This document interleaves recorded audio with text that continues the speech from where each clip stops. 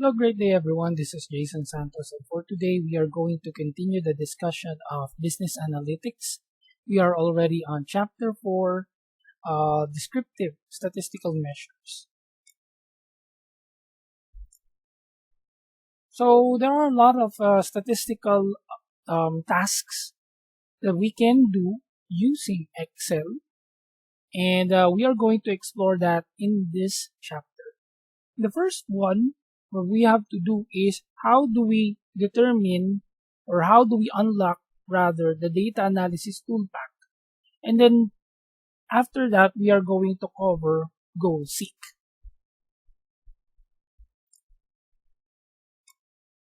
So just to give you an idea, data analysis toolpak helps you develop complex statistical or engineering analysis. By using the analysis toolpak, you provide the data and parameters for each analysis, and then the tool uses the appropriate statistical or engineering macro functions. So normally, just to explain this, it is quite hard and challenging for us to do mental computation or compute things even in pen and paper, right? But thanks to the technology, particularly with data analysis toolpak and goal seek, we are able to do the computation or pass the computation tasks to the Excel. So we are going to explore that in this lecture. So let me just end first this presentation and go to my worksheet here.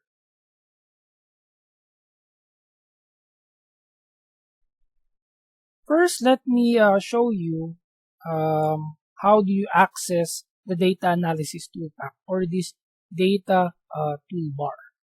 So let me go to File, and then after File, we go to Options. And then under Options, make sure that your data analysis toolpak is already added through the add-ins. Let's just give it a few more seconds to load. Here you can see some of the add-ins. It's some sort of an installer that's just in the background ready to be executed anytime you need it.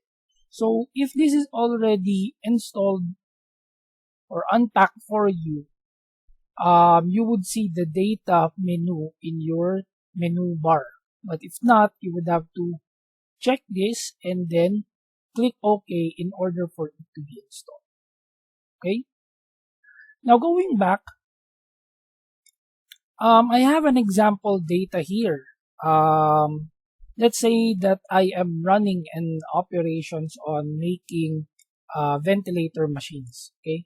And again, these are just made up numbers. These are not accurate numbers.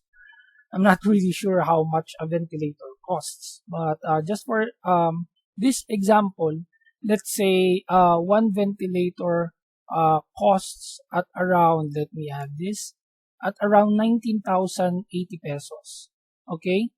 And then the cost for that is 17,430, and then you have a revenue on top of it, which makes it 19,080. And then the fixed cost is 17,000. The materials are at around 430. Indirect costs are 115. The labor cost is 417 pesos. And then you're expecting that in every 2,000 units that you will do, there are 2 machines that will not work. That's your room for error. Okay, and that's just normal in any type of business. Now, if you would compute for the variable cost per unit, it's going to be this. Okay, material costs plus assigned indirect cost plus labor cost. So that's your variable costs per unit.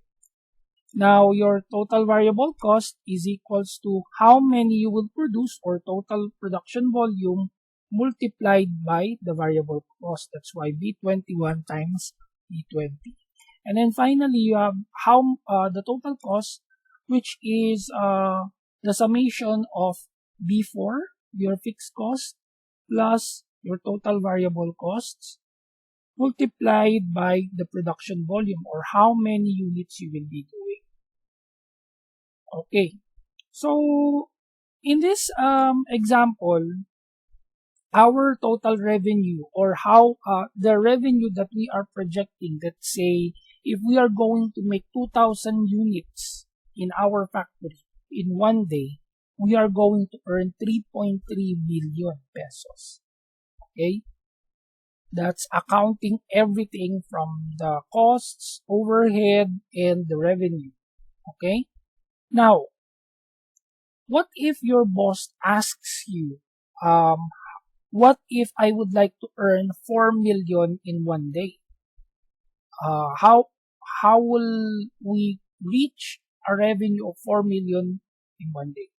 So most likely you're going to do your manual computation. Okay, you're going to compute on your own, or you're going to use pen and paper, or maybe calculators or other models in order for you to determine how you will reach 4 million. That's good, okay, especially if you're very good with mathematics. But for those that are not, it's going to take some time for you to figure that out.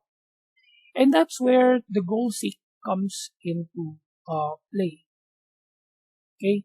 Because Excel will now do the computation for you, okay?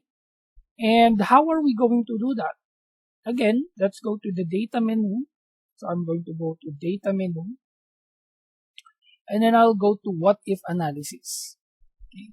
And then I'll go for goal seek. Find the right input for the value that you want. Okay. And then when I click goal seek, it asks me for certain fields like set cell, meaning this is the cell that I need to change. Okay. B24. And let's say again, in our example, what if I would like that to be 4 million? So I will type in 4 million in to value. Now, on a normal setting, you cannot change much of the variables like the fixed cost, the indirect costs are fluctuating, so you can't really mess with that. Labor costs are again also fixed, if you would ask me, because in the Philippines we have what you call as the standard salary, okay, the daily salary of workers, okay, minimum wage, right? So you can really change that. And then let's say if you want to reach 4 million in a normal scenario, you can only play with the revenue side and the total production volume, because those are the only things that you can control, like how much markup are we going to put in our ventilator. We can increase this, right? And then in terms of volume, how many can we produce in order for us to hit 4 million? So these are the two things that you can change. So we have narrowed it down to those two things, revenue or production volume. So let's say in this case, I would like to check how many do we need to make production volume in order to reach 4 million. How many units do we have to do? Okay. So if I press OK, we're all set. All the fields are already entered with certain values. If I press OK, here's what's going to happen. You see, in a split second, it has made its calculation for us. It says right here that if we would like to hit the target of 4 million revenue, we must have a production volume of 2,424 per day, or 2,425 if we are going to round it off. All right. So that was quick. Okay.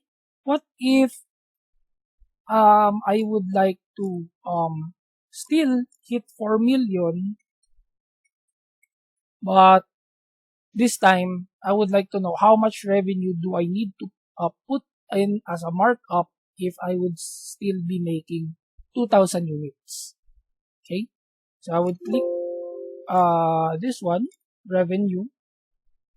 By changing revenue, how much should we sell each unit in order for us to hit 4 million. So again, I'm going to press OK, and it has made a computation for us. It says right here that if you would like to earn 4 million, each unit must be sold for the price of 2,000 pesos. Oh, sorry, 2,000 revenue on top of 17,000. Okay, so that's roughly 20,000 plus. Okay, so see, these computations were made for us in a matter of seconds. So that's the beauty of using the goal seek. Okay, now just to show you that it really does computation, I'm going to do something which is unachievable and unrealistic. Okay, but the goal here is just to show you that Excel really does the computation for you. So still, total revenue for set cell to value 4 million